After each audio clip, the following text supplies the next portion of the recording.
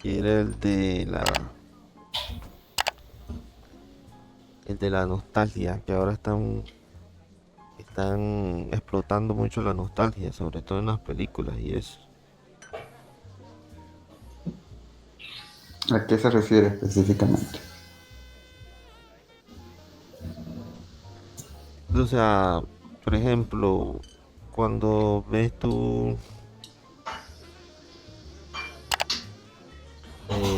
por ejemplo, una foto antigua y empiezas a recordar cosas, entonces las industrias están empezando a explotar ese tipo de sentimientos con los productos que ellos veían que a la gente le gustaba antes.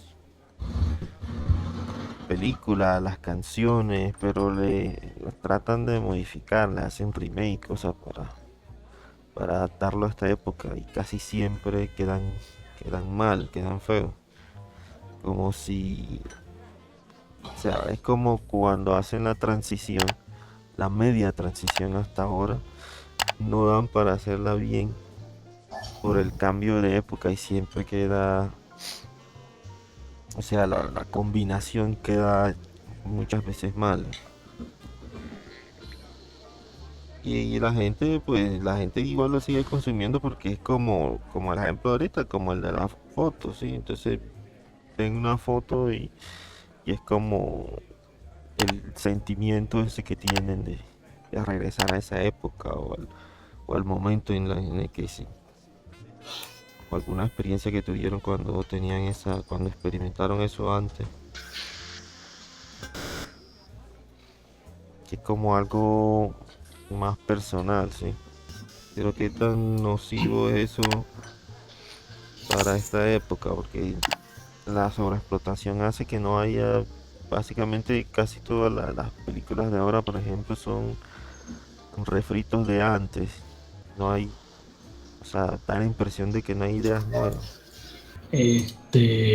Ahora que tú hablas del tema de la nostalgia, hace poco estaban tocando el tema de varios psicólogos de que muchas personas se estaban tomando el tiempo de que con la IA estaban recreando fotos con parientes que ya han fallecido, que eso no es saludable, o sea, el que tu mente esté constantemente en la nostalgia y en la depresión, entre otros síntomas parecidos, por todos los factores que causan tu cerebro. Se estaban intentando hacer que las personas entraran en conciencia de que no deberían de tomarse el tema de que con la IA podrían recrear fotos que no han existido y que no van a poder existir solo por sentir cómo se pudieron llegar a ver con esas personas o a tener un recuerdo con esas personas cuando el recuerdo es vagamente a veces triste. La pregunta importante quizá ¿es esto nuevo? Esa es la Moderno, pregunta importante. ¿Por qué claro. es importante? Porque cuando suceden estos fenómenos, generalmente se atiende a eso, al fenómeno, y no se analiza si este fenómeno es quizá un síntoma de una situación mucho más compleja. Por ejemplo, producir cine hace muchos años requería de unas dinámicas muy diferentes que producir cine hoy día. Y la forma en la que el cine se hacía famoso requería de unos mecanismos que son muy diferentes a los de hoy día. Tú debías ser muy bueno en cine, las presentaciones para que la película hiciera dinero. Y no existían las redes sociales para engañarte con un tráiler, con los mejores fragmentos de la película. Hoy día tú sientes que cuando ves un tráiler ya te viste la película, porque eso es lo que intentan hacer. Buscan los mejores fragmentos y en ese proceso infructuoso terminan haciendo una suerte de resumen de la película. Y bien, o te cuentan toda la película o te muestran explosiones o escenas aparentemente importantes y al final no te cuentan nada. Tú te ves la película con cierta ilusión. Esa es una adaptación de lo que hacía el cine en los ochentas con los pósters.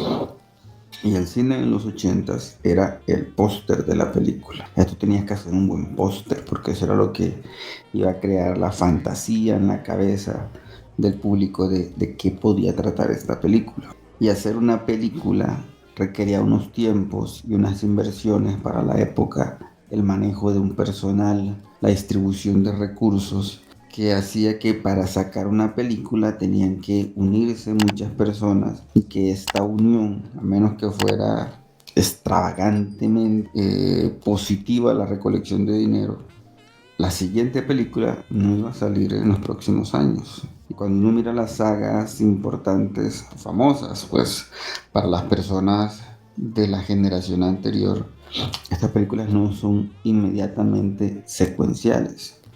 Pasó mucho tiempo. La gente que creció con Harry Potter prácticamente creció con Harry Potter. Comenzaron a leer Harry Potter en la adolescencia, más o menos, una adolescencia, en los primeros años de la adolescencia, y para cuando iban llegando a los primeros años de la edad adulta, se estaban viendo, llegan adelantados en la saga. Si se mira la distancia que hay, por ejemplo, entre las películas de Star Wars, la distancia es mucho, mucho mayor. Hoy día se produce cine diferente y hace poco hubo una compra grande de unas empresas de cine por un monstruo de ese mundo que está comprando de todo. Y estas plataformas de streaming tienen las películas viejas y ahora tienen que producir cine frecuentemente porque tiene que haber algo nuevo. Cuando tienes concentrada una institución que controla el cine y las mismas personas de esa institución tienen que producir ideas nuevas en muy poco tiempo, no es lo mismo que tener a personas diversas en diferentes lugares del mundo intentando sacar ideas que se han formado de manera heterogénea en diferentes lugares. Y como tú no puedes producir cosas nuevas con tanta frecuencia, a menos que seas un genio, tienes que recurrir a los antiguos éxitos para poder intentar hacer algo de dinero. Y esto tampoco es nuevo. Lo que hizo grande a Disney fue reencauchar los cuentos de hadas de toda la vida. Eso es lo que hizo grande a Disney. Tú piensas en el éxito más antiguo de Disney y lo primero que piensas es en Blancanieves y los siete enanitos. Que uno termina atrapado en la época en la que vive, pensando que lo que está sucediendo en su época se está desarrollando por las condiciones del momento, porque viene una trayectoria de eventos que nos ha llevado aquí. Pero si diseccionas lo que está pasando y echas un vistazo al pasado, lo que está pasando es exactamente lo que ya pasó. Y esto no es solamente en el mundo del entretenimiento. El escenario mundial hoy día, en términos políticos o militares, describe unas condiciones que hace menos de un siglo estaban sucediendo y se está repitiendo exactamente igual. Quizá el componente que nos distrae más de lo que podría estar pasando con la realidad es la idea de la conciencia. La idea de la conciencia nos hace ver la existencia de manera individual, nuestra existencia, nuestros intereses, lo que deseamos y aquello a lo que le tenemos miedo.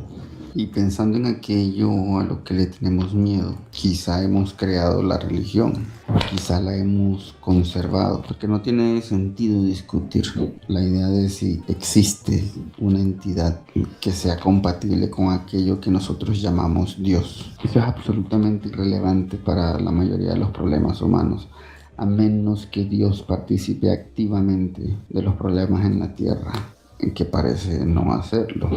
Cuando digo en términos de que parece no hacerlo, porque la persona que es creyente tiene una idea personal del fenómeno de Dios, tiene una idea de conveniencia con Dios, de cómo Dios participa en su vida, de cómo Dios interviene para que a él le salgan bien, como si Dios tuviese un plan específico para él. Y muchas de las personas que han tenido otros estilos de vida y se hacen religiosos en la vida adulta suelen tener una historia de ese tipo. Anteriormente yo era esto y esto otro y hacía este montón de cosas malas y luego hubo un evento a mi favor que yo catalogué como una epifanía y a partir de eso creo en Dios. Hace poco tiempo escuchaba a alguien mencionar defendiendo esta existencia del Dios cristiano en relación a un familiar de él que tenía enferma a la madre y tenía mucho miedo de que muriera y le pidió a Dios que la madre se curara y la madre se curó. Pues obviamente tuvo que haber sido con Dios, a causa de Dios, porque él se lo pidió. Sin embargo, en salud, este fenómeno de conversión a través de la crisis no es una novedad. ¿A qué recurre una persona cuando parece que ya no hay nada más? Así no sea A la religioso. fe, ¿no? Y tú no eres religioso, pero ya agotaste todo y la vida de alguien muy preciado está por irse, que tienes que perder. Nada. No pierdes nada pidiéndole a Dios. Y tú podrías hacer negociaciones, porque nosotros estamos gobernados por nuestra esfera cultural. Entonces, en este lado del planeta, nosotros somos seres comerciales. Todo es una transacción. Yo hago esto si tú haces esto, o yo hago esto esperando que tú hagas aquello. Entonces esa relación con Dios se vuelve una transacción también. Y pues si la persona tiene un poco de integridad y realmente ama a la madre, ahora tiene que ir todos los domingos a la iglesia y volverse una persona creyente. Y si esta persona fue tocada por el fenómeno, se vuelve una persona creyente de verdad. Y al final no hay una forma objetiva de decir si de verdad tuvo algo que ver con Dios o no. Y esa situación de fondo parece gobernar la forma en la que nosotros nos conducimos por el mundo. Y no es nuevo. Y la idea de Dios no es nueva. La idea del Dios cristiano es relativamente nueva. Pero la idea de que existe una criatura superior que lleva un control de todo, eso no es nuevo. O por lo menos que lleve un control de los fenómenos que son llamativos para nosotros. Podría haberlo sido hace milenios el fenómeno de una lluvia con truenos y cómo explicar que el cielo se iluminaba con un gran estruendo. Y resultaba que detrás de eso estaba Dios. Y una vez que se disipa la idea de Dios detrás del fenómeno eléctrico de la lluvia, entonces tú encuentras nuevas ideas, nuevos temores que todavía no tienen respuesta. Y resulta que detrás de esa idea está Dios otra vez. ¿Significa esto que Dios no existe y que nosotros nos inventamos a Dios para poder justificar las cosas que no podemos entender? Me parece que fuera el mismo pensamiento, pero en realidad son dos cosas diferentes. No importa lo que nosotros hagamos para intentar explicar lo que no podemos entender. Eso no desaparece, pero eso sí configura la forma en la que nosotros nos acercamos al mundo. Que la forma en la que nosotros nos acercamos al mundo depende de cómo nosotros pensamos que el mundo debería ser. Y eso crea muchas complicaciones, porque la forma en la que nosotros vemos el mundo, según cómo seamos, va a hacer que queramos forzar esa visión del mundo. Entonces un hombre piensa, por ejemplo, que los homosexuales no deberían existir. Y si el movimiento LGBT se hace cada vez más visible, pues esta persona va a tener un rechazo cada vez más visceral hacia estas personas, porque su idea es que ellos no deberían existir. Pero no suele haber un fundamento objetivo que defienda las razones por las que el mundo debería ser de cierta manera en la cabeza de una persona. Lo único que hay es un recuento de ideas que esta persona ha adquirido a lo largo de su vida. Esta persona pudo haber crecido en contextos altamente conservadores, en los que, y con un gran componente religioso, probablemente judeo-cristiano.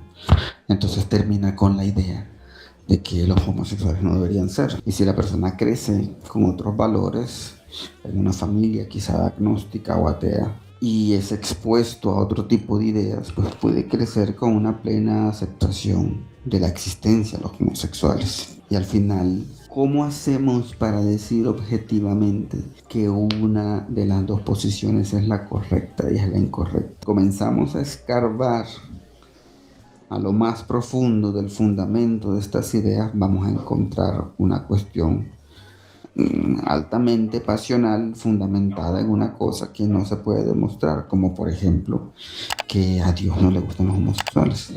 ¿Y a cuál Dios? Es al que le gusta a esta persona. Y esto parece ser una idea sobre la religión, pero esta idea gobierna absolutamente todo.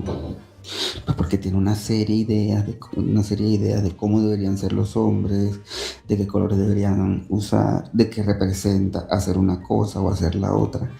Pero al final son eso, ideas. ¿De dónde salen estas ideas? Y estas ideas suelen estar relacionadas pues con la cultura.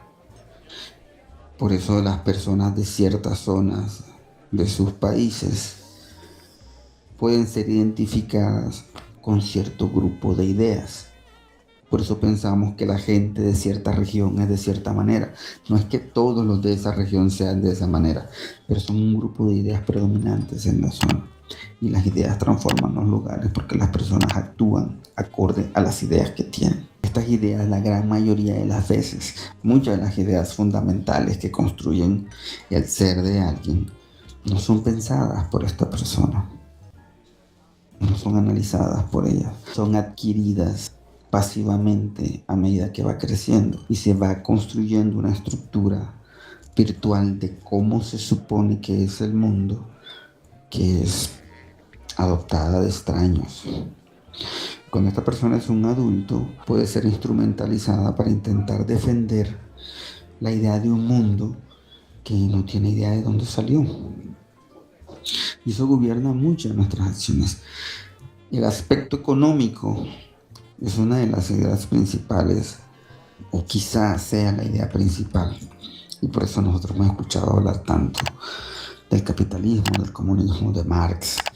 Y entre más ustedes se adentran en ese tema, más comienzan a ver los fenómenos relacionados con este discurso en casi todos los campos de nuestra sociedad, que se critica hoy día sobre la guerra de los sexos, que los hombres quieren a las mujeres solo por su apariencia física y que las mujeres quieren a los hombres solo por su dinero. Y los hombres creen que las mujeres son unas interesadas y las mujeres creen que los hombres son unos interesados. ¿Es cierto o es falso? Hay muchos recursos biológicos para defender que algunos componentes de esas afirmaciones no son del todo falsos. Pero también es muy interesante ver que es compatible con la misma idea de transacción de la que hace un momento hablábamos en relación a Dios. Entonces, si yo voy a adquirir una mujer, ella tiene que tener estas capacidades, estas cualidades, porque yo la voy a tener y porque yo le voy a gastar plata. Es una inversión. Yo voy a colocar una inversión y yo de esa inversión espero obtener esto. Y la mujer piensa, pues, si está bonita, si se siente bonita, que merece cierto tipo de hombre, porque es un producto exclusivo. Y si es un producto exclusivo, se debe vender a un precio mayor. Pero estamos hablando de relaciones de pareja, de cómo tener novio. Y al final lo que estamos describiendo es la misma dinámica comercial con la que nos relacionamos económicamente con los demás. Ha permeado nuestra esfera cultural y construye la forma en la que nosotros nos relacionamos con los demás. Que esas ideas que hemos adquirido a medida que vamos creciendo nos hacen pensar que el mundo es así y que el mundo debería seguir siendo como es. Cualquier idea externa que viene a destruir el mundo es malvada. Cualquier cosa que venga a decirnos que el mundo debería cambiar es malvada.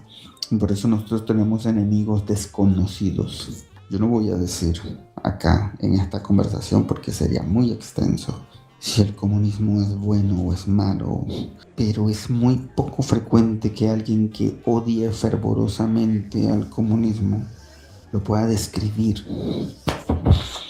o pueda hablar de él en términos de cómo él específicamente, su naturaleza y no los actores que lo manipulan, cómo es el comunismo el gran villano y por qué se justifica odiarlo. La gente tiene una idea de que lo debería odiar, así como gran parte de la población tuvo una idea de que en algún momento se debería odiar a cierta población o ciertas costumbres. Esta forma de pensar parece ser cíclica. Entonces, cuando vemos nuestra generación y comienzan a darse estas manifestaciones, creemos que nos está pasando a nosotros, pero esto ha pasado muchas veces. Parece que nosotros no somos tan interesantes como creemos que somos. Los seres humanos son bastante simples y las dinámicas que terminamos teniendo entre nosotros parecen ser muy básicas. O sea que somos un ciclo, pues repetitivo. Yo propondría una visión diferente. Sí, no voy a decir que no seremos un ciclo, pero quiero desaparecer la idea del individuo, de que somos nosotros atrapados en un ciclo, nosotros individualmente. Yo voy a hacer esta analogía. Ok, Digamos que tú tienes un organismo que es unicelular, pero que funciona en colectivo. Entonces es una célula, pero por sí sola no puede sobrevivir. Entonces funciona como un grupo de células. Las células tienen que multiplicar, las bacterias, por ejemplo, tienen que multiplicarse para poder colonizar. Una sola bacteria no puede hacer mayor cosa por sí sola. Las bacterias son evidentes precisamente porque se multiplican y se hace una gran colonia de bacterias. Y las manifestaciones visibles de una infección bacteriana son los efectos que causa esta población en la zona en la que está a medida que comienza a consumir los recursos. ¿Y qué tal si nosotros pudiéramos observar a la humanidad no como lo terrible que es existir para mí, sino a la humanidad como este organismo colectivo? Porque nosotros... Hay una serie actual que se llama Pluribus. Está más o menos que se describe la trama de la serie así. Es como si un organismo, uno va descubriendo, un organismo, algo, una, un alien, lo que sea, no se ha dicho bien, toma posesión de todas las especies del mundo. Ese tampoco es un concepto nuevo. No, no, no. De Hay un hecho, capítulo de Ricky Morty que es precisamente eso. más atrás hay Y una hay película de Star Trek. no, más atrás había una de humor, creo que era, de esta Ricky Gervais, creo que se llama él. La gente no puede mentir, pero es básicamente como si todos tuvieran la misma personalidad. Hay una película barata de los 90, quizás ustedes la recuerden. Eh, no recuerdo cómo era que estas entidades tomaban posesión, pero era una sustancia verde. En el final de la película, cuando creen que ganaron, los niños llegan a la casa y están cortando un pastel y los papás lo cortan y sale el líquido verde del pastel. Y lo que hacía este líquido verde era que los juntaba a todos en una conciencia colectiva. Pero en este caso yo propondría unas variaciones ligeras. Por ejemplo, la unidad básica funcional de la vida es la célula. Y la célula tiene sus intereses, su ciclo de vida. Parece que quiere sobrevivir porque hace cosas para seguir existiendo. Pero los órganos dentro del cuerpo están construidos por muchas células. Y cada célula al final adquiere un rol y cumple una tarea y luego se muere y el órgano persiste. Lo que uno debería preguntarse quizá es si esta célula tuviese conciencia, si pudiera percibirse a sí misma como parte de un órgano, o si cree simplemente que las labores que hace todos los días que permiten que este órgano funcione son realmente decisiones propias, que tiene algún tipo de libertad de hacer lo que está haciendo. Si esta célula quizás cree que está tomando sus propias decisiones cuando hace todo lo que necesita el órgano para funcionar. Parece que la célula tiene que buscar la manera de no morir. Y los seres vivos hacen eso.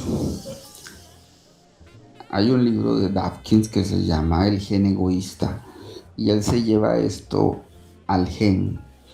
Y voy a hacer una reducción absurda de lo que quiere decir el libro, pero al final son las dinámicas genéticas para persistir lo que termina controlando al final incluso cómo se comporta un animal.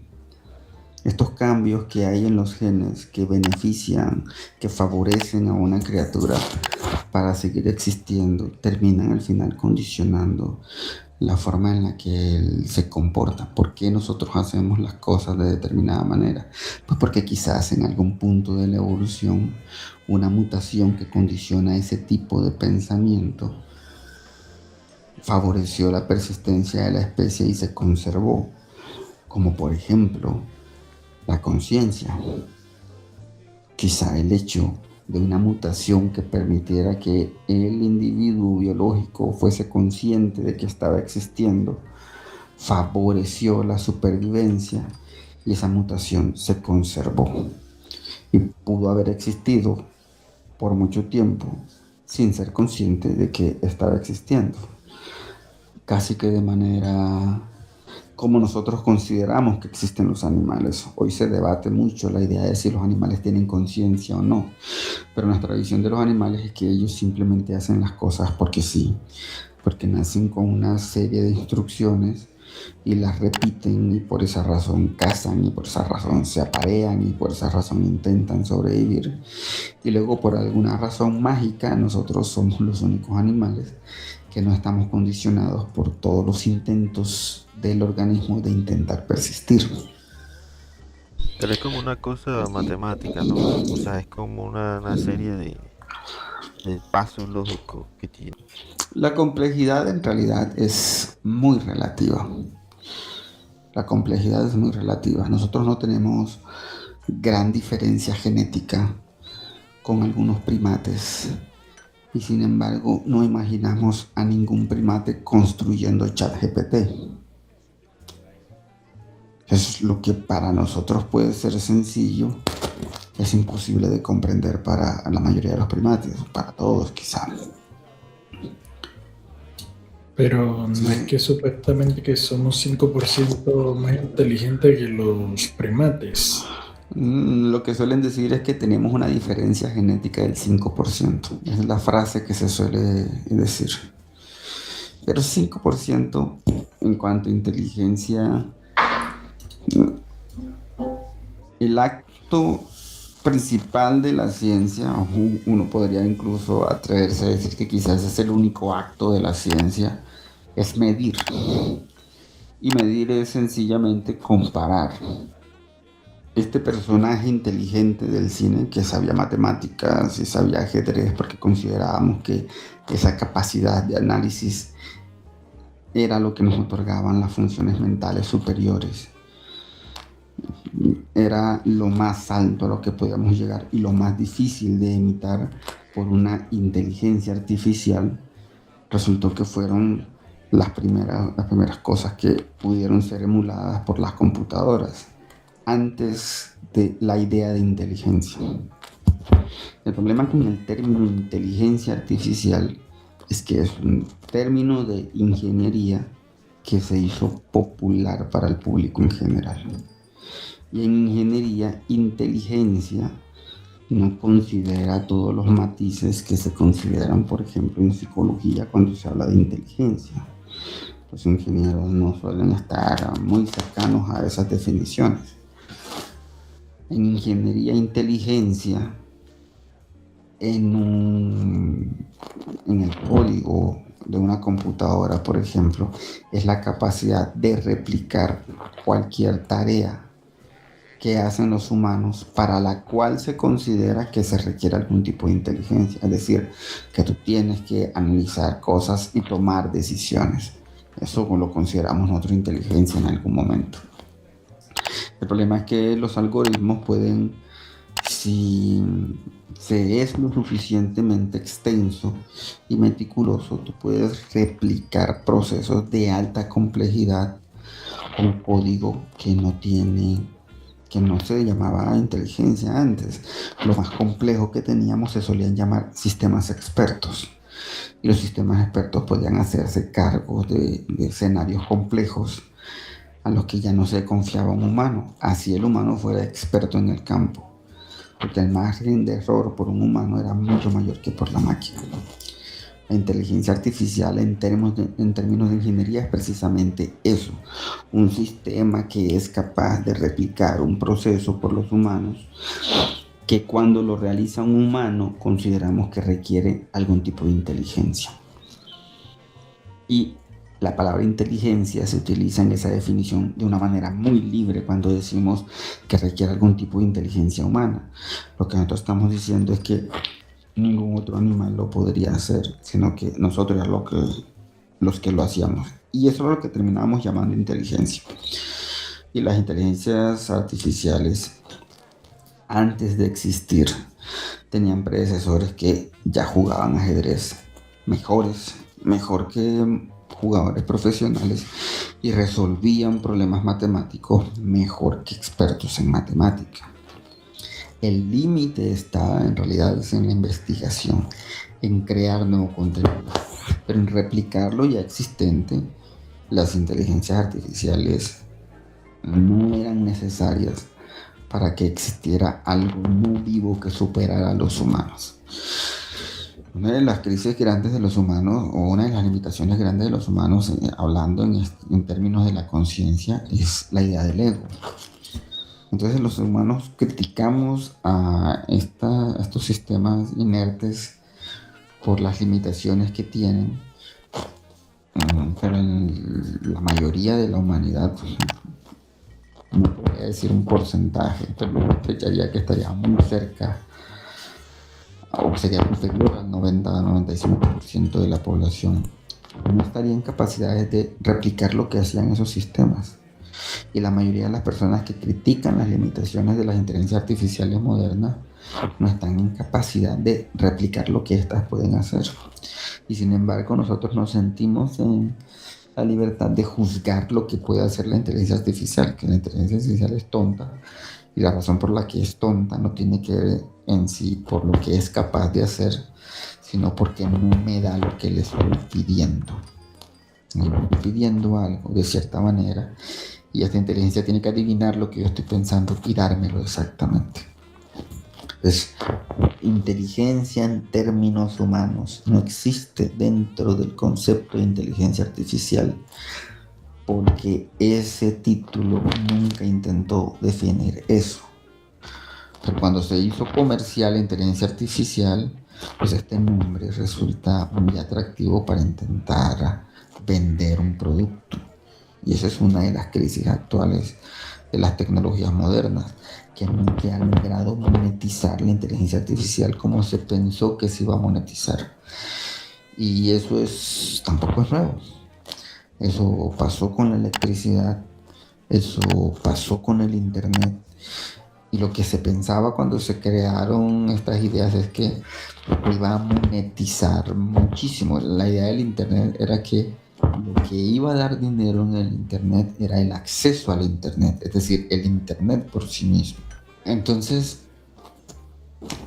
lo que parece suceder al final es que nosotros estamos atrapados en los cuentos que nos contamos.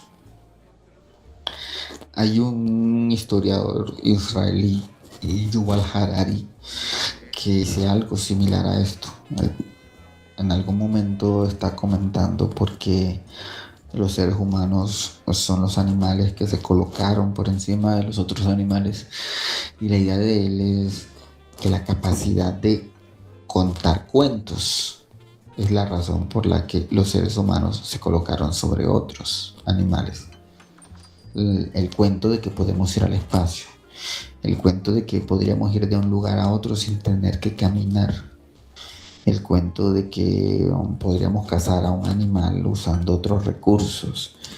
La idea de poderse imaginar eso antes, esa capacidad de contarnos un cuento de cómo podría ser el mundo o de cómo debería ser el mundo. Y en alguna entrevista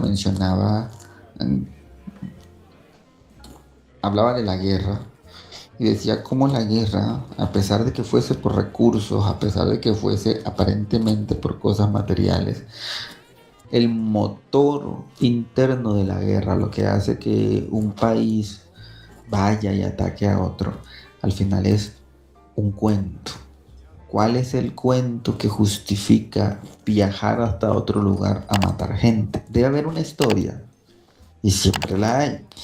Parte de la política de un país que quiere hacer guerra consiste en fabricar una narrativa que permita crear una historia creíble por las personas. Y esto impregna la naturaleza de los humanos de una manera tan profunda que está en todas partes y nosotros no lo vemos.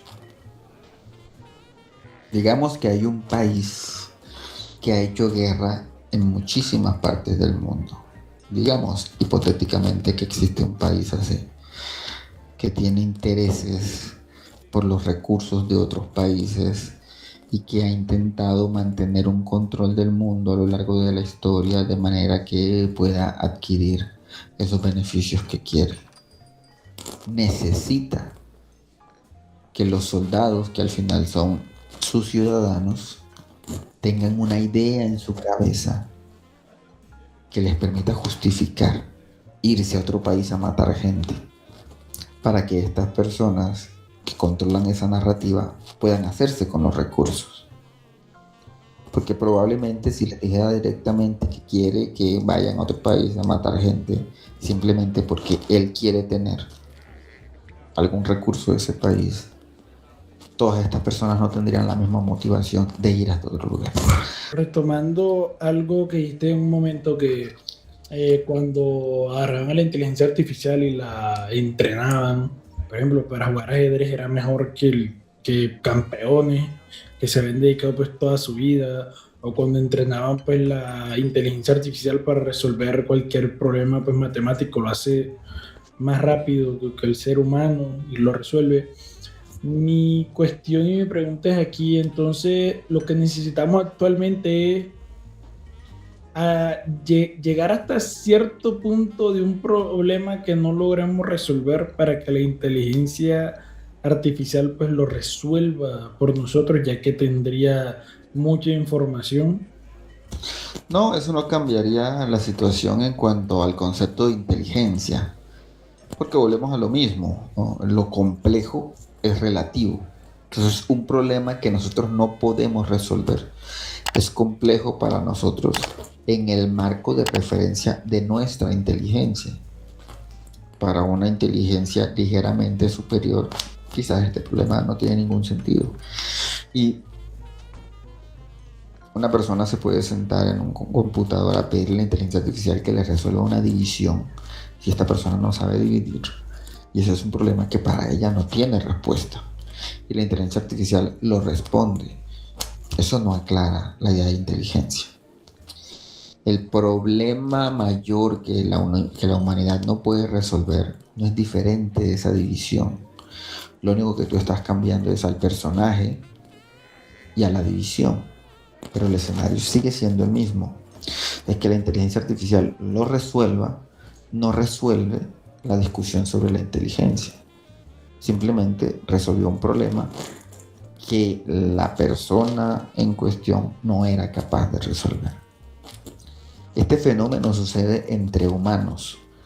Cualquiera que haya tenido formación profesional ha visto alguna vez a un profesor frustrado porque sus alumnos son incapaces de entender un problema que para él es obvio, que no es tan obvio, porque la mayoría de las cosas que se aprenden en la formación superior no fueron descubiertas por la humanidad en 6 años de carrera. Son siglos de desarrollo del intelecto humano. Son cosas que ahora son Como las obvias. integrales. Son cosas que son obvias y que en su momento las personas que las propusieron pudieron haber sido tratados de locos. Pudieron haber sido rechazados por sus pares profesionales porque la idea era absurda. Porque con el conocimiento del momento era imposible que eso fuera cierto para ellos.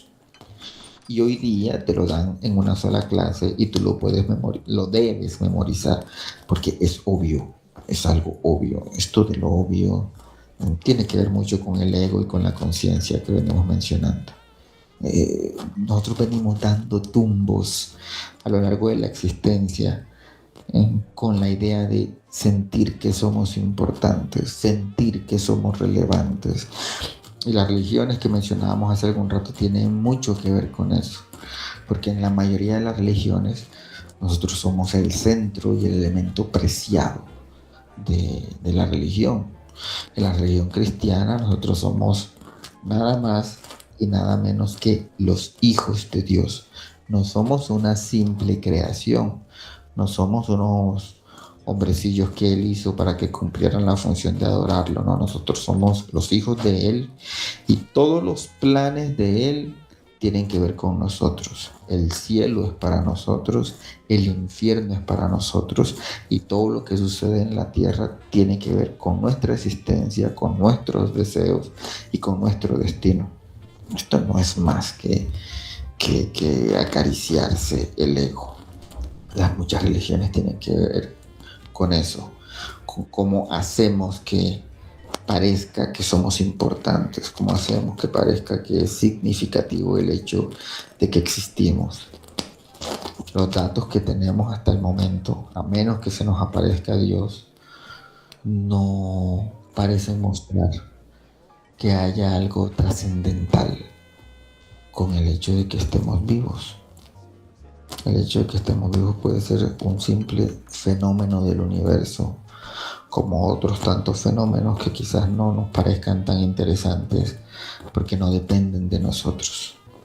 Si la vida fuera tan valiosa para nosotros, la vida en general, el fenómeno de la vida, y no el hecho de que yo estoy vivo, no nos mataríamos tanto.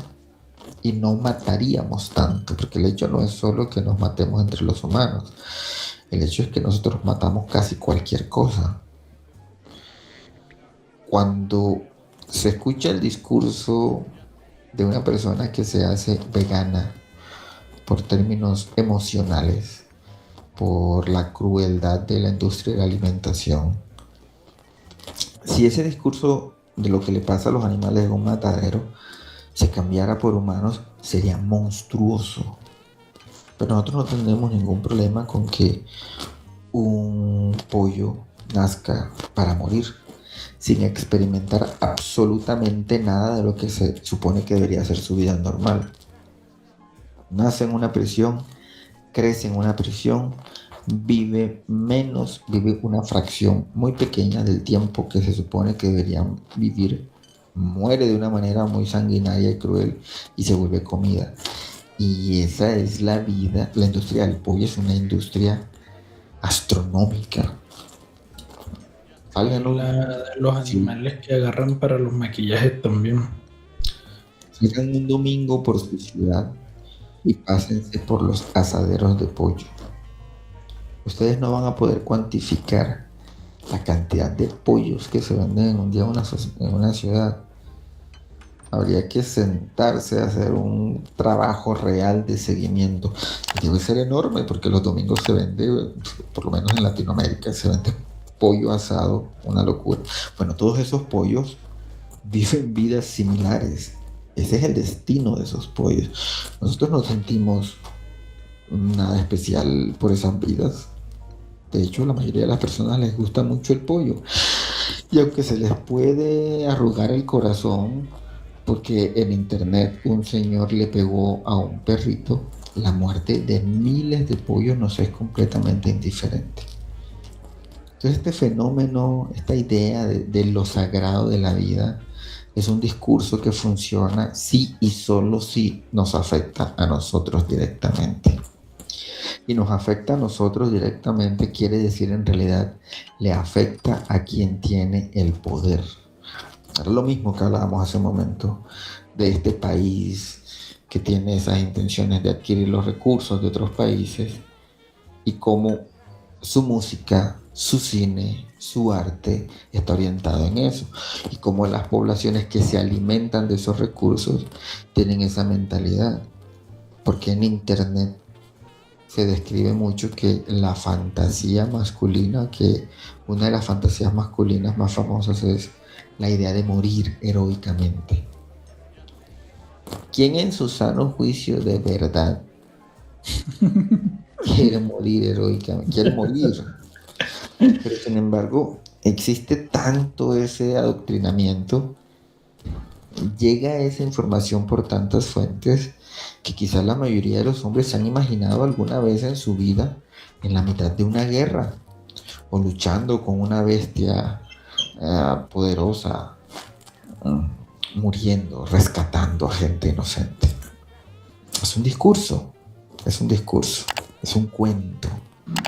¿Por qué deberías ir a matar al dragón y a salvar a la princesa y arriesgar toda su vida? Es un cuento que se viene vendiendo desde tiempos, nosotros no podríamos decir desde cuándo. Es que los soldados vikingos o los guerreros vikingos cuando morían iban a un lugar especial, entonces tenía sentido morir. Mira lo curioso, que es que tú ibas al Valhalla si morías en batalla. O sea que Entonces, se moría enfermo después de una tú no batalla, ibas, no. no, tú tienes que morir en batalla. Aparecía en el cielo del catarro. Y entonces ese es un soldado que esté dispuesto en el campo de batalla. Yo necesito que vayan allá a darlo todo para que se consiga lo que hay que conseguir. Y entonces uno tiene que preguntarse si en realidad existe una gran conspiración que nos ha venido manipulando por milenios para poder conseguir los intereses de alguien que necesariamente tendría que ser inmortal, o si simplemente es conveniente para una especie que parte de sus miembros estén dispuestos a morir por ideales, porque eso permite que se conserve la especie. Y este es un fenómeno que sucede en los animales. Y muchos de los animales que tienen las estructuras sociales más complejas, que antes grupos de esos animales suelen ser insectos, los insectos son de los animales que tienen las estructuras más complejas, tienen este tipo de sacrificios, donde cuando se enfrentan a algún tipo de agresión, hay un grupo de ellos que está dispuesto a sacrificarse para que el resto de la especie pueda funcionar. No es un cuento nuevo. La diferencia en los seres humanos es que los seres humanos podemos echarnos cuentos sobre por qué lo hacemos. Pero nosotros sí nos echamos esos cuentos, ¿no? Nosotros tenemos que lidiar con la idea de explicar por qué hacemos las cosas que hace un animal. Los animales las hacen y nosotros también, pero tenemos que cargar además con el peso de explicarlas. Y este peso de explicarlas nos ha hecho a nosotros crearnos muchísimos cuentos, porque ¿cuál de las explicaciones es la verdadera? ¿Cómo hacemos para defender que una de las explicaciones es objetivamente la explicación correcta? No hay forma. No tenemos una herramienta cómo hacerlo. Nosotros estamos caminando en la oscuridad y necesitamos explicarlo porque creemos que somos importantes y estas acciones tienen que tener sentido. ¿Cómo no van a tener sentido? No es posible que yo esté haciendo todas estas cosas porque sí. Debe haber una razón más grande que todo que explique por qué todos vamos en el sentido en el que vamos. Este es el gran dilema con la humanidad. Y quizás nosotros nunca nos hemos podido observar como realmente somos por intentar buscar una explicación que, aparte de explicar todo, termine concluyendo con la idea de que somos importantes. Probablemente no lo somos. Aunque importante es una cosa tan relativa como complejo. Importante es, en nuestro mundo, lo que sea que a ti te parezca importante. Nosotros tendríamos que pasar a definir entonces qué es importante. ¿Es realmente importante? Nosotros estamos esperando que exista alguna intervención divina para que algo sea importante. Como decía George Carlin, si la vida es sagrada, ¿por qué no pasa nada cuando algo muere?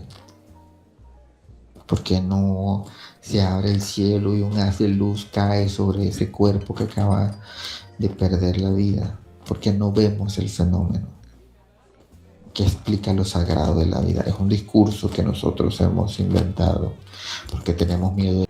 A lo que quiero ir hay ideas en que son muy profundas, pero que uno no sabe qué tan profundas son.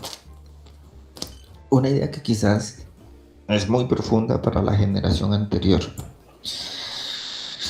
es esta, que no es nueva, pero que esa película quizás fue la que expuso de la mejor manera para todos. Y es el hecho de que quizá no existe la realidad en los términos en los que nosotros la conocemos. Eso es lo que termina diciendo Matrix. Esa es la idea de fondo de Matrix. ¿Y qué tal si absolutamente todo lo que tú vives es un cuento?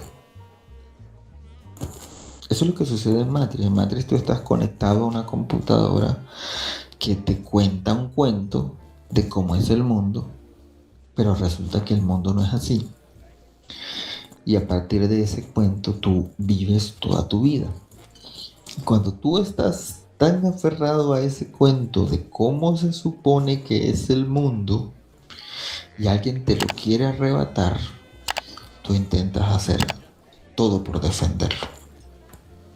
Y eso está descrito en la película.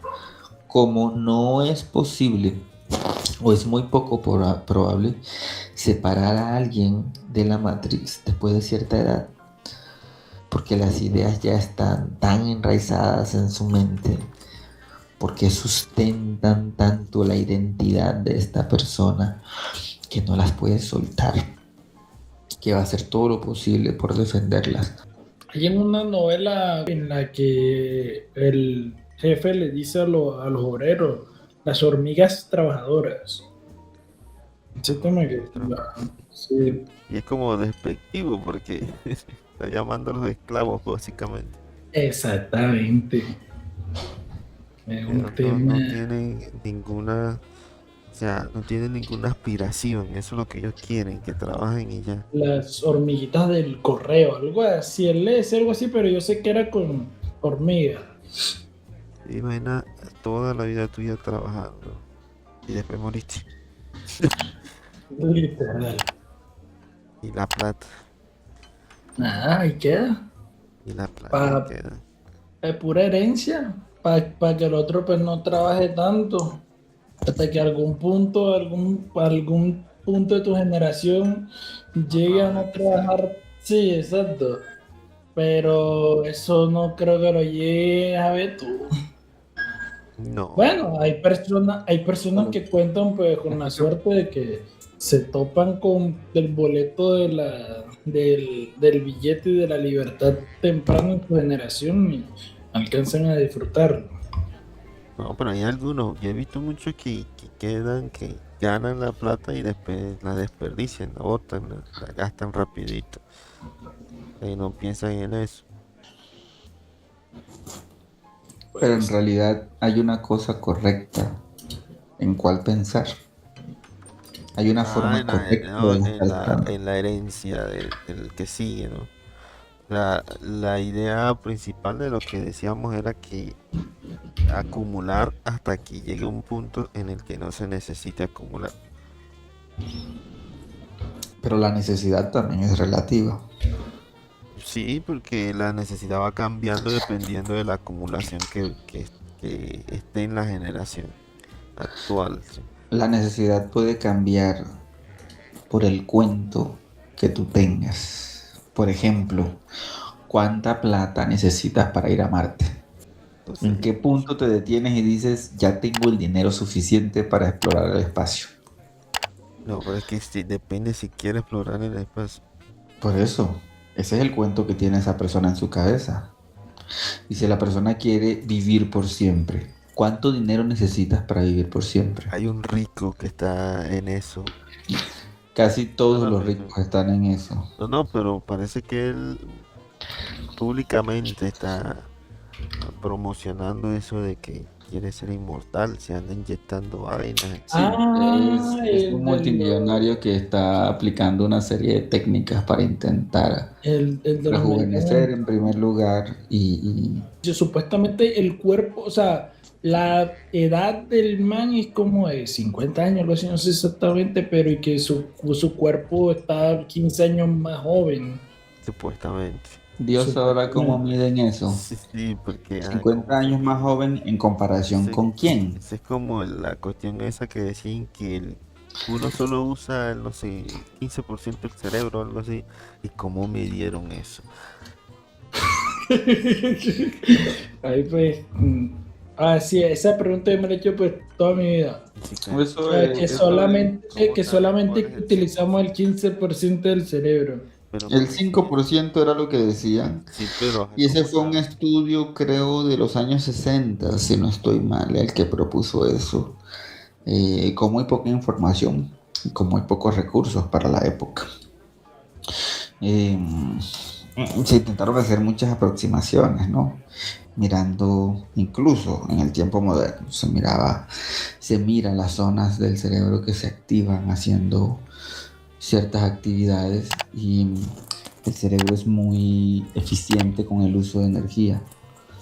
Es una de las críticas. Lo que yo leí era que era o sea, ese dicho era de un experimento que fue hace rato y que en el experimento se hicieron varios test y de los varios test sacaron un porcentaje. Entonces se anunció que de un porcentaje completo de los experimentos, solo el cerebro usaba tanto por ciento, ¿sí? O sea, el cerebro lograba completar no sé cuánto por ciento en ciertos sujetos. Entonces decía el artículo que eso se malinterpretó como si directamente dijeran que el cerebro solo puede usar cierto porcentaje, pero era simplemente como un resultado de un estudio, si no estoy mal. ¿Qué tal si existe una parte de la población que es capaz de echarse cuentos y creérselos y otra parte de la población que es incapaz de creerse ningún cuento? ¿Cuál sería el resultado de eso? El resultado de eso podría ser quizá que hay una parte que está dispuesta a hacer absolutamente cualquier cosa y hay otra parte que está intentando buscar cuáles son las cosas correctas que se deberían hacer. Y uno podría terminar definiendo que la historia de la humanidad es una lucha entre esos dos grupos. Y cuando uno mira las grandes tragedias, las cosas que nos hemos hecho entre nosotros, vamos a encontrar que hay un grupo que está dispuesto a destruirlo todo y otro grupo que cree que debería salvarlo todo. Si miramos el mundo actual, hay un grupo de personas que parece que está dispuesta a hacer todo por poder y hay un grupo de personas que cree que todos deberíamos vivir en armonía en el mundo.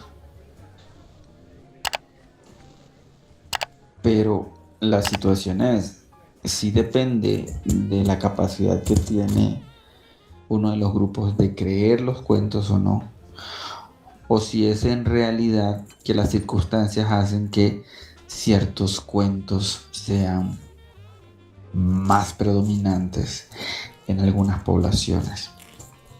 Uno podría pensar que alguien que está dispuesto a destruir el Amazonas por dinero es un enfermo mental. ¿Qué va a hacer esta persona con todo el dinero del mundo y con la naturaleza destruida? ¿Qué haría? Si ya no queda planeta donde vivir, ¿qué haría con ese dinero? Y quizás las personas que piensen que deberíamos vivir todos en armonía y que deberíamos crear un mundo saludable para las generaciones futuras, se les hace incomprensible a esa persona.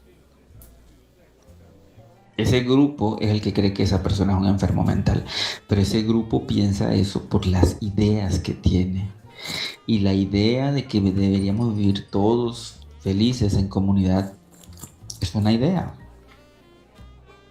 No hay ningún argumento objetivo que diga que eso es lo que debemos hacer. Y alguien podría decir de la biología, pues sí, pero es que eso es lo que debemos hacer porque es la forma más efectiva en la que podríamos sobrevivir como especie. Pero eso no es cierto. Nosotros hemos venido sobreviviendo como especie matándonos entre todos, sometiéndonos, explotándonos. Es decir, si el mundo lograra un equilibrio en el que una élite puede controlar a la mayoría y explotarla, logrando unos niveles mínimos de existencia para esa gran población, pero completamente controlada, y unos niveles muy cómodos de existencia para esa otra población que controla la mayoría, el mundo podría vivir milenios y sería un escenario absolutamente cruel para los que están sometidos. Entonces, no hay una forma objetiva de defender que es solo el bien el que nos va a hacer sobrevivir. Ahora, con el tipo que quiere destruir el Amazonas y la posibilidad de que se acabe la humanidad, uno tendría que hacerse otras preguntas objetivas. Si el interés de este tipo es disfrutar la vida al máximo, o si la pasión de él es simplemente ganar en las finanzas, ¿cuál es la razón objetiva por la que él no debería vivir su vida así? Si esta no es una persona que se cree los cuentos que nosotros nos contamos, ¿qué razones tiene él para querer conservar el Amazonas? ¿Para qué? Él no cree en Dios, él no cree en la reencarnación, no va a tener un castigo y cuando muera simplemente va a desaparecer, no va a persistir su conciencia en forma de alma ni va a ir a ningún lugar, si simplemente va a desaparecer cuando muera. Si no hay ningún destino, ¿qué más da destruir el Amazonas? ¿Por qué no debería hacerlo? Para el resto de la población esa idea es descabellada. Pues, ¿cómo así? ¿Cómo vamos a destruir el Amazonas? Pero si uno quita la parte emocional e intenta explicar cuál es la razón objetiva para este hombre por la que él no debería destruir el Amazonas, Dios es la última guarida que nos queda, o quizás la única que hemos tenido para intentar darle sentido a la existencia de la humanidad. Y tomamos a Dios desde un punto intermedio de la historia, ¿no? En esta parte del mundo, quizás el Dios judeocristiano es Dios, pero las religiones judeocristianas son una novedad. El mundo lleva existiendo muchísimo antes de que se escuchara la idea del Mesías por primera vez, de este Mesías judeocristiano, porque el arquetipo del Mesías ha existido en otras culturas muy antiguas. Entonces, lo que uno termina preguntándose al final es si el hombre de las cavernas pensaba que iba a venir un hombre de las cavernas del cielo a cambiarlo absolutamente todo. O si cuando nosotros comenzamos a desarrollar esta capacidad de contarnos cuentos, de cuestionarnos por qué hacemos las cosas que hacemos como animales, intentamos buscar una explicación en algún lugar y el refugio fue esa misma explicación que utilizamos para explicar por qué sonaba el cielo cuando estaba lloviendo. Y la respuesta siempre es la misma, siempre es Dios. Siempre que no podemos explicar algo, siempre es Dios. La ciencia se ha intentado apartar un poco de la idea de Dios. Y cuando uno se intenta apartar de esta idea, tiene que dejar el ego de a un lado. La ciencia nos pone a decir, es que no sabemos, es que ahorita no tenemos ni la capacidad intelectual ni las herramientas para responder esa pregunta. Y esa afirmación es muy incómoda para nosotros. Dios nos permite seguir conservando nuestro ego intacto, así no sepamos, porque no saber en realidad no nos disminuye como humanos. Es perfectamente aceptable que no sepamos algo que solamente puede saber un Dios. Yo puedo seguir siendo el mejor humano de todos los humanos, porque yo no estoy compitiendo con Dios, yo estoy compitiendo con otros humanos. Pero cuando yo tengo que decir que yo no sé, yo soy el que tengo que tener la carga. Y si no hay nadie más que sepa, estamos solos en una habitación oscura. Estas personas que no creen ningún cuento, y me acuerdo de hace un momento que estaban hablando de Assassin's Creed, ese es precisamente el lema de fondo de esa serie. Nada es verdad, todo está permitido. Todo está permitido porque nada es verdad. Porque las cosas que están prohibidas porque existe algún cuento que explica por qué están prohibidas. A lo que quiero ir es que Matrix no es ciencia ficción. De alguna manera es la realidad. Sin la existencia comprobada de Dios, ¿cómo podemos decir que cierto grupo de pensamientos son los pensamientos correctos que debemos tener? Porque al final eso es lo que hacen las religiones. Las religiones tienen un portafolio de pensamientos, un portafolio de cuentos. Estas son las cosas que tú debes pensar sobre la vida. Estas son las cosas que tú debes pensar sobre la honestidad. Estas son las cosas que tú debes pensar sobre la violencia. Estas son las cosas que debes pensar sobre el amor. Eso es al final la religión. Un manual de pensamiento. ¿Cómo debes ver el mundo? Porque la colección de cuentos que tú tienes es al final lo que define la idea de cómo crees tú que debería ser el mundo. Entonces la persona que está en una religión cree que el mundo debería ser a través de los cuentos que le cuenta su religión. Era ver una película que hablaba sobre ¿cómo se llamaba? La cámara del eco. La gente venía y repetía una historia una y otra vez. Después terminaba pensando, el que recibió la repetición terminaba pensando que la idea era de él, pero era una idea que se iba repitiendo. Creo que leía que la gente está siendo influenciada en las redes sociales con una cosa parecida, así, con un tema parecido, porque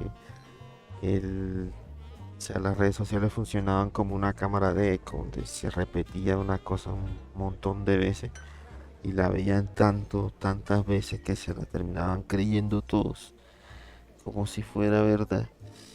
Y terminaban creyendo que a partir de esa idea las decisiones que tomaran eran de ellos, pero estaban tan influenciados por la idea que no se daban cuenta que ellos ya dejaban de tomar decisiones por sí mismos, sino que se dejaban guiar por lo que creían que era una idea de ellos mismos. Entonces seguían así y de esas ideas se volvían otras cámaras de eco y así, así, así. Las cámaras de eco se han hecho populares ahora con las redes sociales, pero no son un concepto nuevo. La naturaleza de una cámara de eco es que aísla un grupo de ideas. Es como funciona una cámara de eco. Digamos que yo creo que la Tierra es plana y comienzo a investigar en internet sobre eso. Y eventualmente voy a llegar a una página de algún tipo muy interesado en el tema de la Tierra plana, donde comienza a explicar por qué la Tierra es plana. Y digamos que esa página tiene una sección de comentarios o un foro. Y entonces yo comienzo a conversar con otras personas que comparten esa idea de que la Tierra es plana. Y resulta que estas personas tienen un grupo o tienen grupos en diferentes redes sociales donde comparten información sobre eso. Y yo me anexo a esos grupos.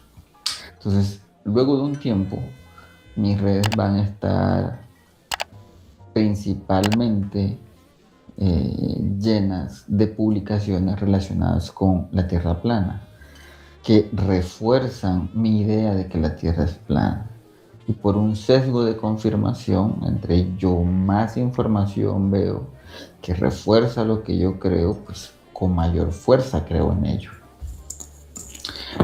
Y el eco es precisamente esa idea que se repite en ese espacio que yo termino fabricando con otras personas. Entonces yo me aíslo del resto del mundo y creo lo que se reproduce en mi cámara de eco. Con las redes sociales es muy fácil hacer este ejemplo porque los algoritmos que tienen las inteligencias artificiales, la teoría inicial era que los algoritmos estudiaban qué era lo que me interesaba a mí y comenzaban a ofrecerme sugerencias en ese sentido. Pero lo que se propone hoy día es que los algoritmos no son tan imparciales, sino que quien controla el algoritmo no solamente me muestra lo que a mí me interesa, sino que puede decidir mostrarme lo que él desea que a mí me interese. Entonces, si desea que yo piense que determinada persona del ambiente político es malo, yo comienzo a ver solo publicaciones de esta persona donde se dice que están haciendo cosas malas. O si quieren que yo piense que un personaje importante es estúpido, digamos, eso pasó con un presidente en Latinoamérica, y podríamos decir que por años todo lo que se veía sobre este presidente eran videos donde decía estupideces. Y la visión del mundo sobre este presidente sencillamente que era estúpido. Y la gente no se cuestionaba cómo es que una persona tan estúpida pudiera conservar el poder de un país por tanto tiempo, solo a fuerza de violencia, sin ser derrocado, sin ser controlado por alguien más.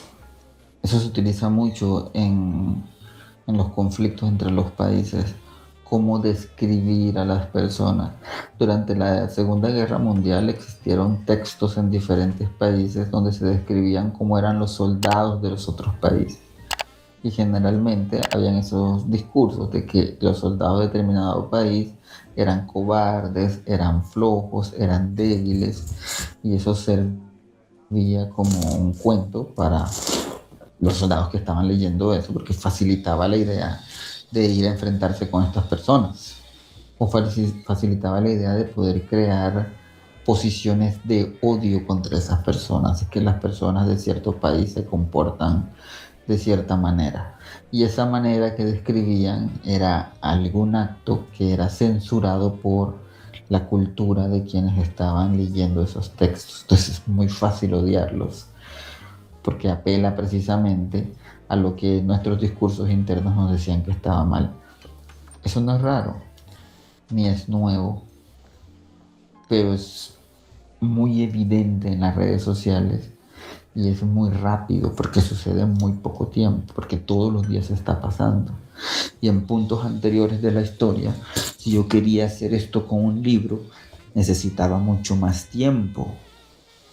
Para que el mundo se hubiese leído este libro y para que la idea se hubiese compartido, tenía que pasar mucho más que el tiempo que tiene que pasar en la actualidad para que se divulgue una idea en internet.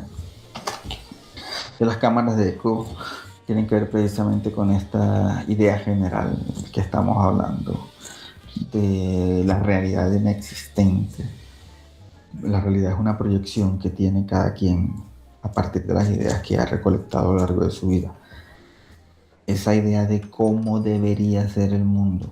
Y más profundo, algunas personas creen tener claro la idea de cómo es el mundo en realidad. Algunas personas creen tener clara la idea de que entienden cómo es el mundo y entienden cómo son los demás y que lo pueden predecir. Y han habido intentos por predecir la historia de la humanidad, partiendo precisamente de esa misma idea. Alguna vez escuchaba a un psicólogo, decía, si un niño está jugando y se tropieza y rompe un jarrón, le pegan. Pero si un amigo de la familia llega y por estar bromeando rompe un jarrón, en un caso extremo, y si el anfitrión si el anfitrión lo desea, se lo cobran. Pero de resto, en la mayoría de los casos, no va a haber una consecuencia física para esta persona. Y lo más probable es que se le diga que pues, no ha pasado nada, es solamente un jarrón. Fue un accidente. Y el psicólogo decía, ¿cómo es posible que podamos ser tan comprensivos con un desconocido y tan crueles con nuestro propio hijo? Y sin embargo, al día de hoy, el niño rompe el jarrón y en la mayoría de los casos le van a pegar. El mismo psicólogo proponía que puede ser más útil para el desarrollo del niño utilizar el evento del jarrón para explicar ese fenómeno. Por ejemplo, que ciertos actos descuidados son peligrosos porque pueden hacer daño. Que cuando se interactúa de cierta manera con las cosas se rompen. Y que eso puede tener un mejor beneficio para el desarrollo del niño y la forma en la que él interactúa con su entorno. Hay muchos estudios sobre la violencia en la infancia y hoy día se piensa que muchos de los fallos de nosotros como sociedad dependen precisamente de eso, de cómo criamos a nuestros niños. Criamos a nuestros niños para mentir, porque no quiere ser reprendido. Todo depende al final de cómo se cuente el cuento. El cuento original, y ustedes van a ver en los próximos años que un montón de ideas que tenían sobre políticos y sobre países van a cambiar. Y van a cambiar porque estamos ante una gran posibilidad de que estalle una guerra. La parte de la población que está en contra de esta guerra va a comenzar a exponer cómo este mismo mecanismo de fabricar guerras se ha utilizado a lo largo de la historia una y otra vez. Cómo se fabrica un discurso y cuando ese discurso se crea, se justifica las acciones. Es que tenemos que ir a tal lugar del mundo porque ese país tiene determinada cosa que es peligrosa para la humanidad y vamos a ese país y de pronto dentro de unos años nos dicen que esa cosa peligrosa que tenía ese país nunca la tuvo. Simplemente fue un discurso para justificar la guerra. Y hoy día se ve algo similar. Se están exponiendo una serie de discursos y hay un grupo de personas que dicen que ese discurso es falso y hay un grupo de personas que creen que ese discurso es verdadero. Y si el grupo de personas que creen que ese discurso es verdadero es lo suficientemente grande o lo suficientemente poderoso, lo más probable es que va a haber guerra. La intención de que hubiese guerra y al final no fue solo la idea de ir a quitarle recursos a otro país, es que es necesario que existiera un cuento para seguir adelante o un cuento para explicarlo si sucede, porque un líder loco puede crear una guerra sin un cuento. Y entonces el cuento se va a crear para explicar por qué fue que ocurrió la guerra. Y nosotros, a la luz de lo que tenemos hoy día, vamos a mirar a muchas guerras pasadas y la vamos a ver con otros ojos. Entonces nos vamos a comenzar a hacer preguntas de si en realidad las cosas pasaron como pasaron. Y si uno mira los eventos actuales en su país, se da cuenta de que hay una parte de la población que cree unas cosas, que cree absolutamente lo contrario. Y a veces es tan evidente la disonancia que uno no puede diferenciar si es que las personas de un bando realmente creen todo lo que dicen creer o si están dispuestos a defender cualquier cosa, así no la crean, solo porque hace parte de su bando. Y eso no importa si lo creen o no, porque las generaciones que vienen van a creer que fue así, porque fueron las ideas que se defendieron. Y dentro de unas generaciones, esas ideas que se defendieron no porque fueran ciertas, sino porque hacían parte de las cosas que defendía mi bando, van a ser verdades absolutas, porque es que tenemos cuántas décadas defendiendo esta idea, no puede ser falsa. Alguien quiere contrariar esas ideas, va a encontrar mucha resistencia, porque es lo mismo de intentar destruir la realidad en la que fue formado, como estos personajes en Matrix, que estaban tan acostumbrados a esa realidad, que destruir esa realidad era destruir su mundo. Esto pasa en nuestra realidad. Que los países estén polarizados quiere decir que una gran parte de la población cree una cosa y que la otra parte cree lo contrario.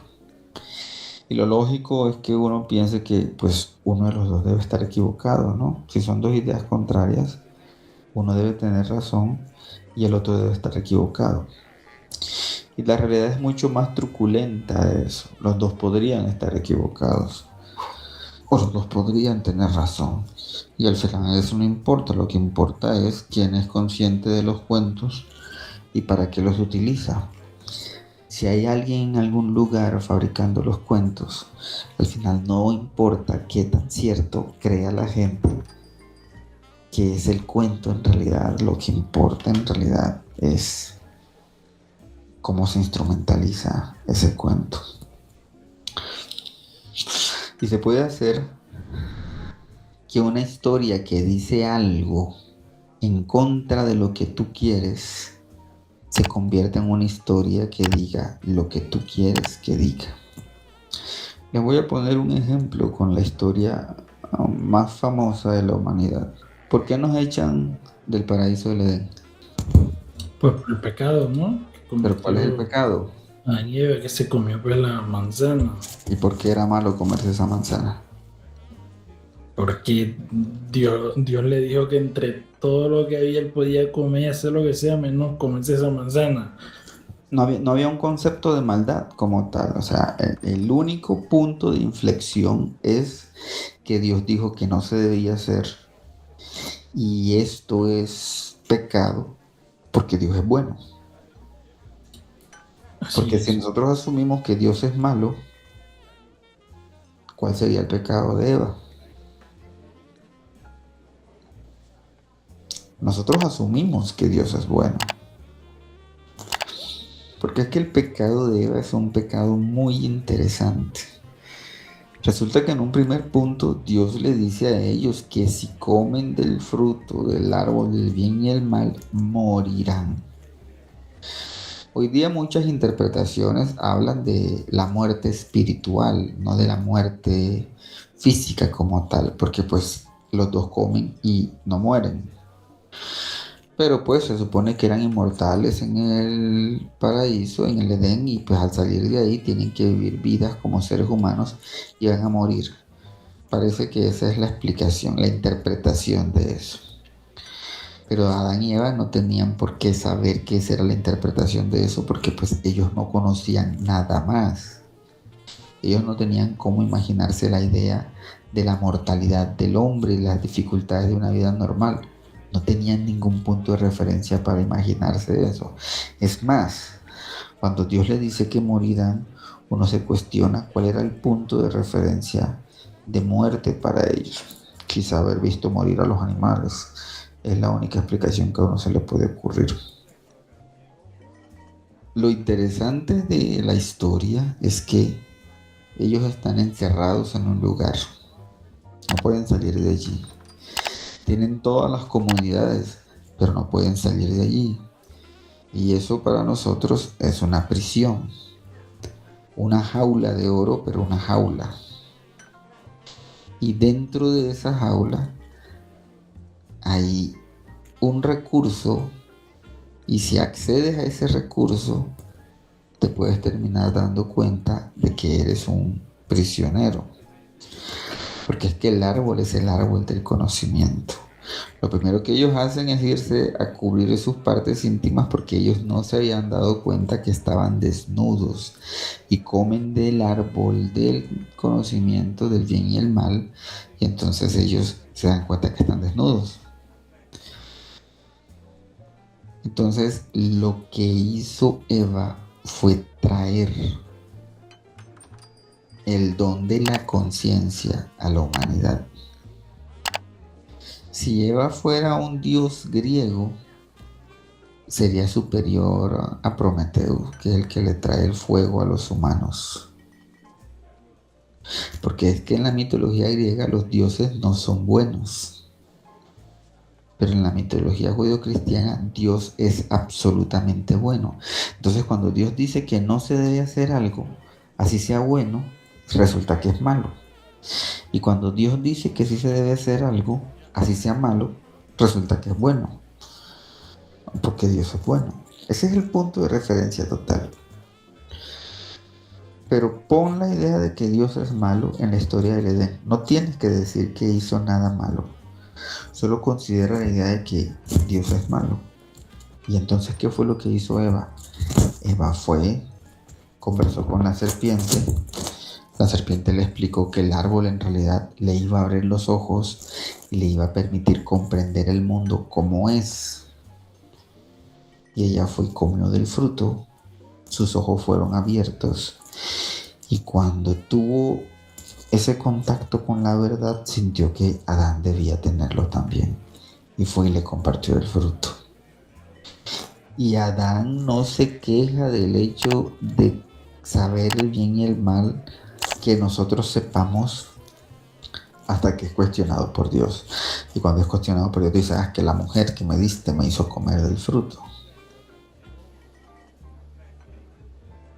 La historia de Adán y Eva hace que la mujer sea mala. Y la mujer tiene una historia de opresión desde que la humanidad ha comenzado.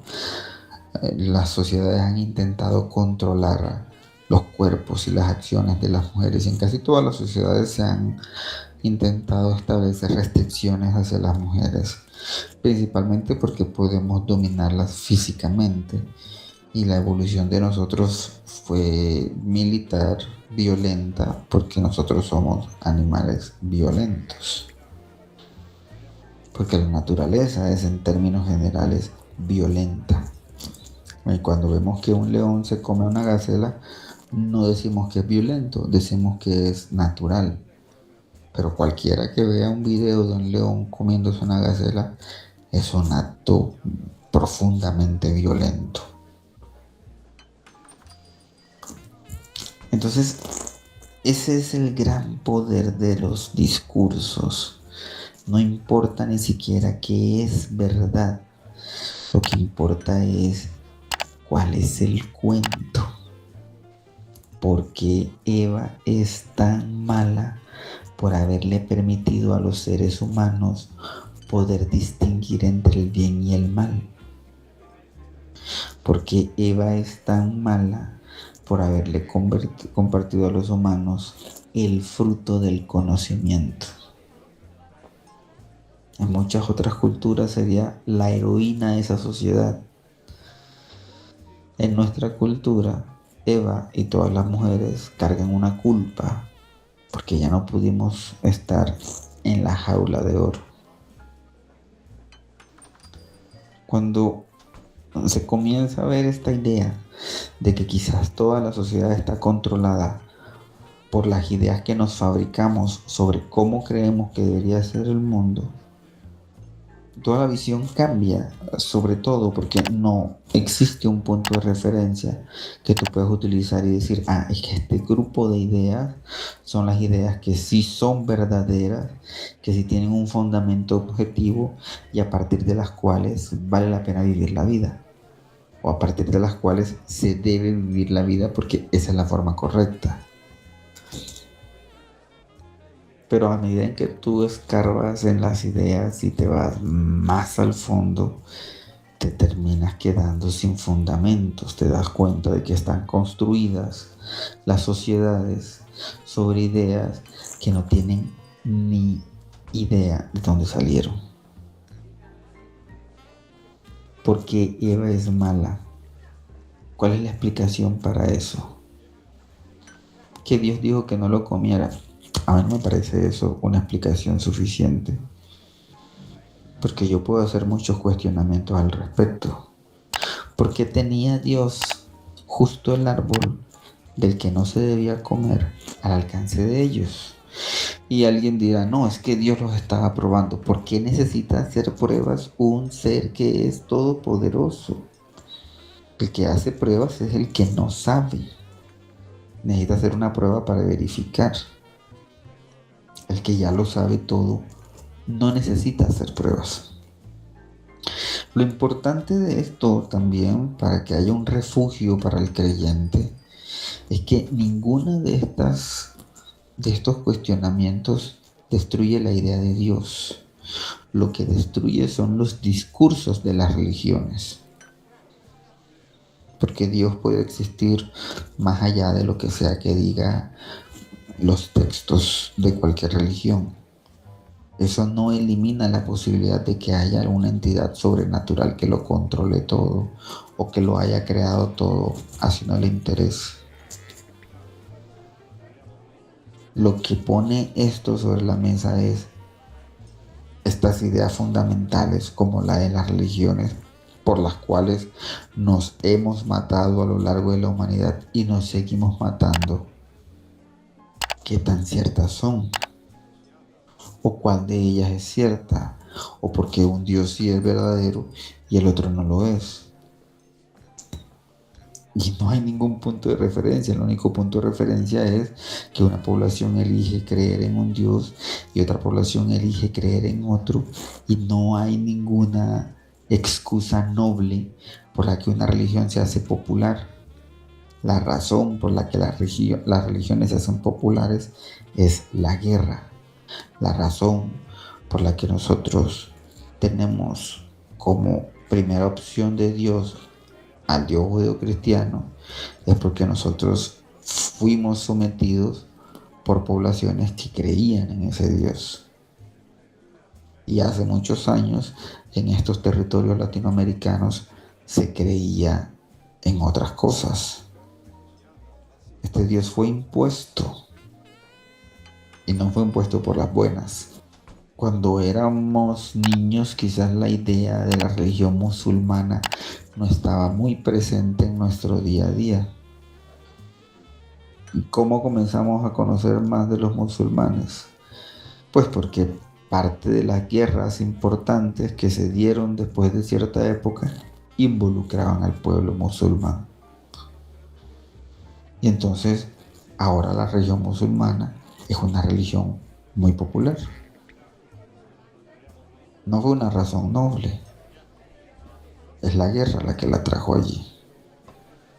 No fue una razón noble lo que trajo la religión católica a Latinoamérica. No fue una fe natural en los indígenas la que hizo que creyeran en el Dios judeocristiano. Fue la violencia. Y ustedes pueden buscar grabados en Centroamérica donde se ve que se forzaba a los indígenas a realizar los sacramentos. Hay de hecho un grabado específico donde tienen a 2 indios tomados por el cabello, obligándolos a casarse. Entonces, ¿dónde está la verdad?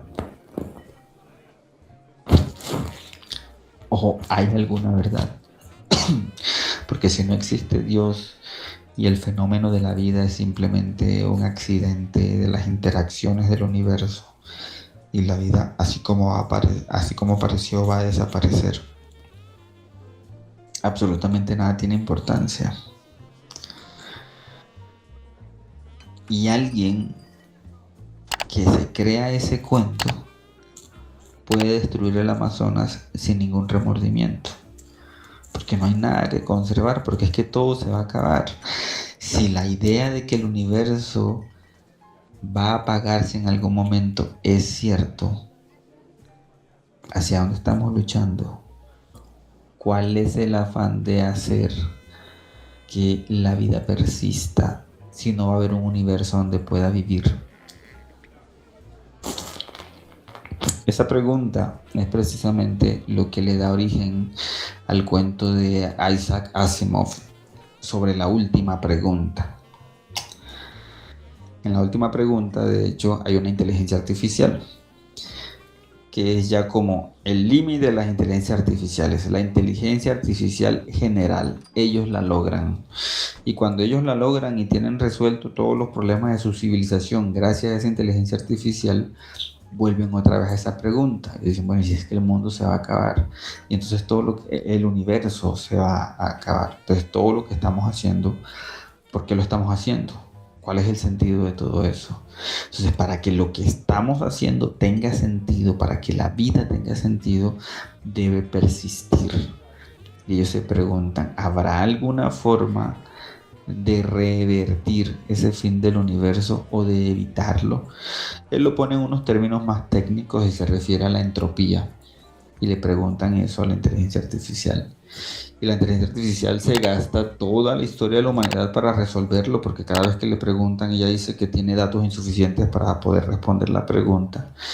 Y cuando se extingue el universo y lo que queda de las conciencias humanas se unen a esta inteligencia artificial, ella analiza todos los datos y dice que en una cantidad de tiempo no cuantificable, analiza los datos, los procesa y luego tiene una conclusión. Y cuando tiene una respuesta, no tiene a quién darle la respuesta. Y entonces intenta hacer una explicación por demostración. Necesita a humanos para poder darle las respuestas y dice, hágase la luz. Y el universo empieza otra vez. Es un poco la teoría del eterno retorno también.